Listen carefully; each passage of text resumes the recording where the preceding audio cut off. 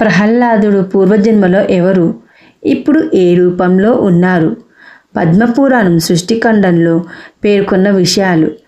ధర్మానికి ఆపద వచ్చిన ప్రతిసారి ఎవరో ఒక అవతార పురుషుడు ఉద్భవించి ధర్మాన్ని రక్షించి తిరిగి తన అవతారాన్ని పరిసమాప్తి చేసుకుంటాడు.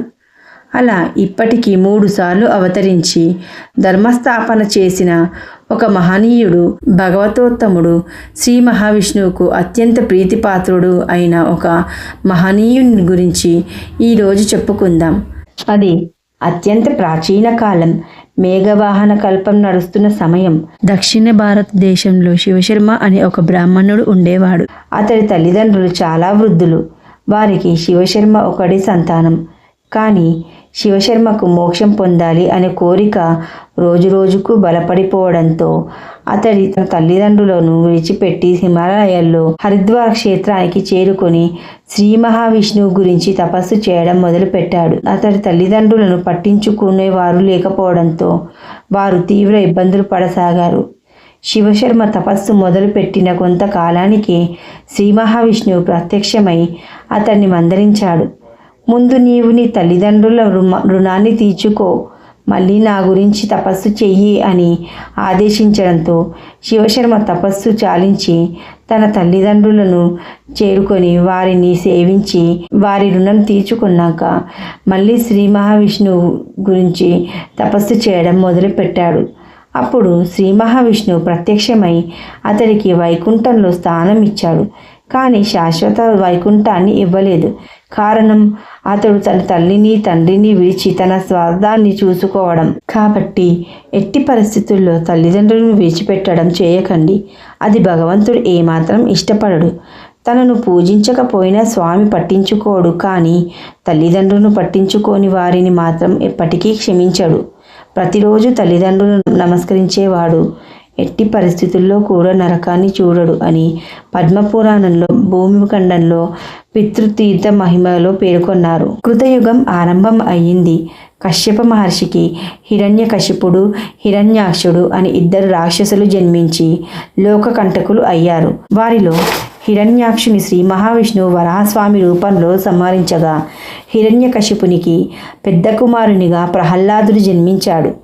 ఆ ప్రహ్లాదుడు ఎవరో కాదు, శివశర్మ.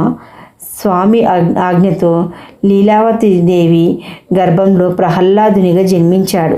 అధికమైపోయిన అధర్మాన్ని అంతం చేయడానికి శ్రీ మహావిష్ణువు ఆజ్ఞతో ప్రహ్లాదుడుగా జన్మించాడు. హిరణ్యకశిపుని నరసింహస్వామి సంహరించిన తర్వాత ప్రహ్లాదుడు తనకు మోక్షం ఇవ్వమని కోరగా, నీవు చేయాల్సిన కార్యములు చాలా ఉన్నాయి. కాబట్టి కొంతకాలం ఈ భూమిని పాలించు. తర్వాత కలియుగం ఆరంభం వరకు పాతాళ లోకంలో ఉన్న రాక్షస రాజ్యాన్ని పాలించు. కలియుగంలో మళ్ళీ ధర్మస్థాపనకు నీ అవసరం ఉంది అని శ్రీ మహావిష్ణువు ఆదేశించగా సరే అని ప్రహ్లాదుడు అలాగే చేశాడు.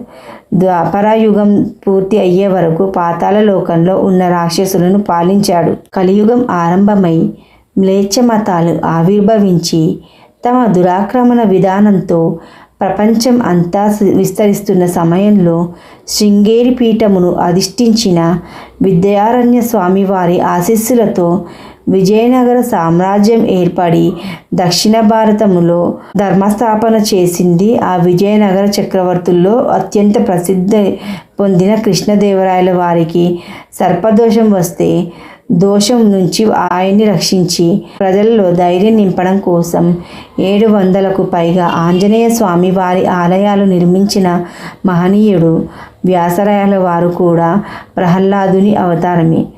17వ శతాబ్దంలో మానవులకు దిశానిర్దేశం చేసి ఇప్పటికీ మంత్రాలయం బృందావనంలో తపోదీక్షతో ఉన్న రాఘవేంద్ర స్వామి వారిగా అవతరించారు వ్యాసరాయల వారు. అలా శిశుశర్మ ప్రహ్లాదునిగా, వ్యాసరాయల వారిగా, ఇప్పుడు సద్గురు రాఘవేంద్ర స్వామి వారు అవతరించారు. ఇలా ఎంతోమంది మహనీయులు, భగవతోత్తములు మన ధర్మాన్ని సర్వదా రక్షిస్తూనే ఉంటారు. జై శ్రీకృష్ణ. నా ఈ వీడియో మీకు నచ్చినట్లయితే లైక్ చేయండి, షేర్ చేయండి, సబ్స్క్రైబ్ చేయండి.